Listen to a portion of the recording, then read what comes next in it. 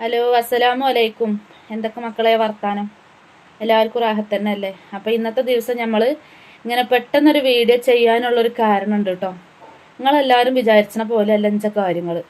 കുറേ ആൾക്കാർ കരുതിയിരിക്കുന്നത് കുടുംബ പ്രശ്നമായിട്ട് കച്ചറായിട്ട് വന്ന് കുത്തിരിക്കാണ് എന്നുള്ളതാണ്. ആ ഒരു പേരും പറഞ്ഞുകാണ്ട് ഒരു ചേച്ചി വീഡിയോ ഇട്ടിക്കണം. അപ്പോൾ ആ ഇട്ട ചേച്ചിനോടും ഇടാൻ നിൽക്കണ പോലെ ആരെങ്കിലും ഉണ്ടെങ്കിൽ ഓലോടും പാടേട്ടോ പറയണത്. ഞാൻ ഈ റമദാൻ മാസത്തിൽ നോണ പറയല്ല, സത്യം പറയണ ഇച്ച സുഖമില്ലായിട്ട് പോകുന്നത് തന്നെയായിരുന്നു.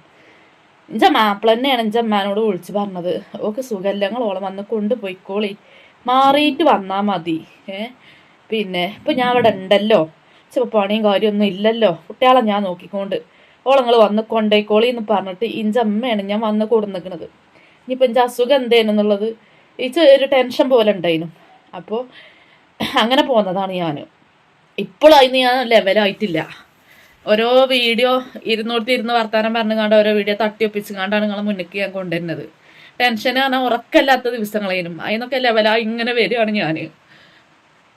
അപ്പോൾ ഇനി ആരും തന്നെ വീഡിയോ ഇട്ടുകാണ്ടത് ആകെ ഇങ്ങോട്ട് കൊളാക്കല്ലേ മക്കളെ.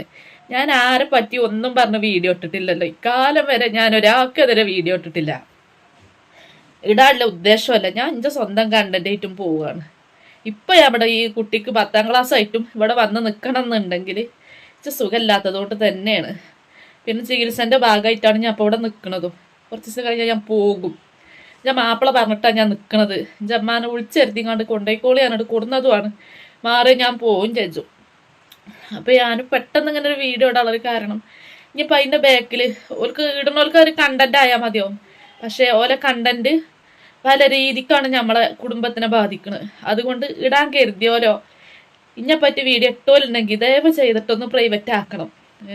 നിങ്ങൾ വിചാരിച്ച പോലെ പ്രശ്നമായിട്ട് വന്ന് കുത്തിരിക്കല്ല, സുഖമില്ലാത്തതുകൊണ്ട് വന്ന് കുത്തിരിക്കാണ്. ടെൻഷനായിരുന്നു. എൻ്റെ കണ്ണും മോറും കണ്ടാൽ തന്നെ നിങ്ങൾക്ക് എല്ലാവർക്കും അറിയുന്നുണ്ട്. ഇപ്പോൾ കമന്റ് ബോക്സിൽ തന്നെ കാണുന്നുണ്ട്. അപ്പോൾ ഒരു ചേച്ചിയാണ് ഇപ്പോൾ വീഡിയോ ഇട്ടിരിക്കുന്നത്. ദയവ് ചെയ്തിട്ട് ആ ചേച്ചി പിന്നെ ചേച്ചി എന്ന് പറയണ പറ്റുമോ? എൻ്റെ മൂത്തത് അച്ചുപൊടിയാണല്ലോ, ഇപ്പോൾ 34 വയസ്സായിക്കണു. എന്തായാലും ഞാൻ നല്ലൊരു സ്നേഹത്തോടെ ബഹുമാനത്തോടെ തന്നെ പറയാം. നിങ്ങളാരും വിചാരിച്ചണ പോലെ ഒരു അഹങ്കാരത്തിന്റെ പുറത്തോ കുടുംബത്തിൽ കച്ചറ ഉണ്ടാക്കിയോ വന്ന് കുത്തിരിക്കല്ല. സുഖമില്ലാതെ വന്നിരിക്കാണ് ഞാൻ.